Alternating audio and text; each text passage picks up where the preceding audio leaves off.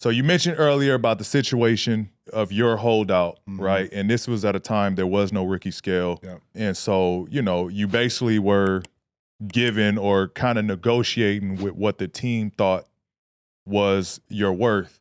You gave a little insight about how that was, but from when you finally got a chance to get back into the game, you played 28 games, you said. How awkward was that situation going back into the locker room now after being drafted, and then you're coming in later into the season? Well, it's funny because I never got a chance to be in Dallas, period. I got the press conference after I got drafted, and Donald Carter was the owner at the time. Norm Sandru was the general manager. But after that, I was back in Columbus, back in Ohio, training. So as we got closer to trying to get the deal done, nothing was getting done. So I was doing I never was there. So I never established a relationship with any of the players, the coaches, or anything. So basically, I'm running 5-on-5 at home, just trying to stay in shape. Huh? But here's the thing that I learned, man, about that time, and it was hard. It was extremely difficult because I'm 22 at the time, and your dream is to go play in the NBA. Okay, it's right there at your fingertips. The line is right there, but I can't get to the line. I'm close to I can't get over it because but I had to make a decision, and my agent was really good. Mark Termini was really good. Said, Jimmy, here is what's going on. Here's how it will affect you if you sign the deal they want down the line. Not just today, but how it affects you down the line and how it affects next year's fourth pick, which was Jamal Mashburn, because the market is thrown off. So I'm going to give you all these scenarios, but ultimately you got to be comfortable with what's going on because they can come at me as an agent, but they going to come at you as a player. Are you going to be able? I said, man, I can handle it. I can handle the criticism. I can handle all the negative comments because I know I'm right. And if I know I'm right, I know I'm not trying to take advantage of the situation, I can sleep at night. So, bro, now, here's the caveat. The reason why I came in game 28 is because I was about to have a lawsuit against the NBA. So it's deep because it's a word called collusion. And what happened was at the time we found out that David Stern had talked to these owners about paying rookies these high, big-term contracts. You can't tell an owner what to pay. So we got wind of it. Yeah. Because there were some trade scenarios in which Dallas could have traded me. Then they didn't. So we got wind of it, went to the Players Association and said, we want to file this lawsuit against the NBA. So my deal at the time would have been, I got an offer from Cleveland, I think it was 6 years, 21, okay? If I won my lawsuit, Mavericks would owe me double. What do you think happened? I signed. Yeah.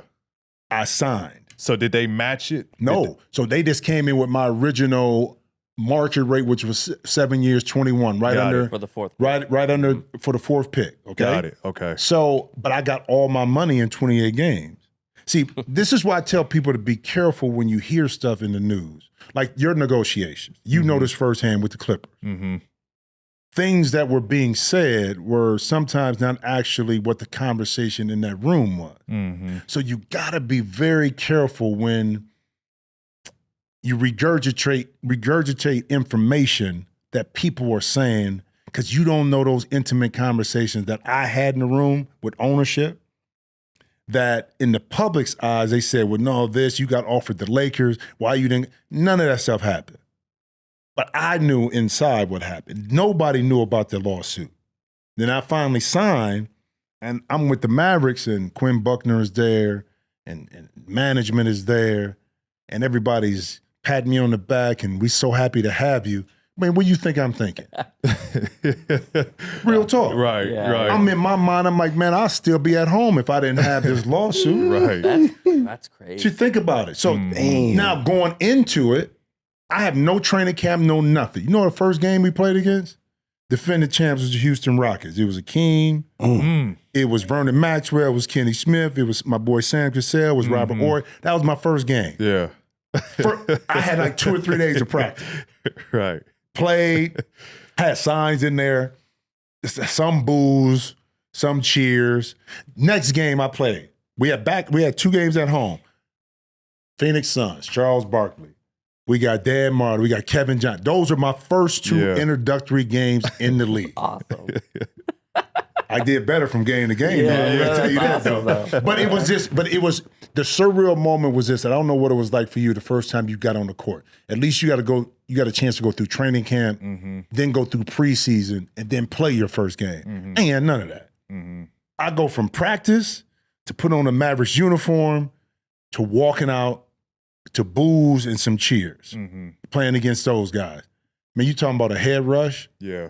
But I think my maturity at the time helped me handle what was coming at me. Because at the end of the day, once you get settled in, it's just basketball. Right. At the end of the day, even though I didn't have camp, you figure it out. And I got a chance to figure it out my rookie year. I mean, I averaged 17 points a game, and I had no training camp, had no nothing, and no against those guys. But you figure it out. But you talking about a story, bro? That one right there. But it cost me, I think, a little bit long term because I fought the league. Yeah. Yeah. But it was worth it long term for me to do it. So I wouldn't change it.